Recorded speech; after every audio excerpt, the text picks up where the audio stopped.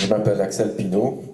Chacun d'entre nous, certainement, on a eu une bonne raison de venir ce matin ici. En tout cas, pour ma part, je suis venu avec mon frère et ma belle-sœur. En fait, si vous voulez, nous, on part d'un constat très simple. Ça fait suite un petit peu donc à la diffusion du vidéo donc, de Salim, parce qu'en fait, on a été immédiatement concernés. Mon frère et ma belle-sœur, en fait, sont victimes d'une expulsion et d'une expropriation sur la commune de Sainte-Rose, à Lens-des-Cascades. Malgré tous nos, comment dirais-je, nos sollicitations, malgré effectivement le fait que nous avons rencontré le sous-préfet, nous avons envoyé un courrier au préfet, etc., etc.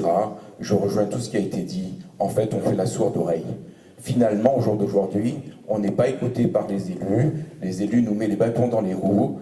Très simplement, quand vous avez effectivement un dossier d'expropriation qui est mis en œuvre, et cette expropriation vient que ça vient passer dans un bâtiment pour lequel on a eu un permis de construire et qu'on est en train d'achever, on se demande finalement où c'est qu'on est, dans quelle société on vit.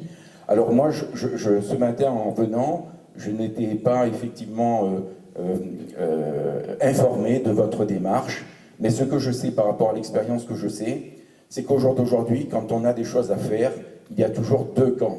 Il y a le camp de la réflexion et il y a le camp de l'action. Au jour d'aujourd'hui, on est dans une situation d'urgence, tout le monde l'a très bien compris. Donc la réflexion, c'est bien, parce qu'effectivement, ça nous permet de nous projeter sur un cadre à 5-10 ans, voire peut-être un peu plus, moi j'en sais rien. Mais au jour d'aujourd'hui, on a des personnes dans cette salle, on a des réunionnais qui sont confrontés à des problématiques quotidiennes et sur lesquelles on ne peut pas encore attendre 15 ans ou 20 ans.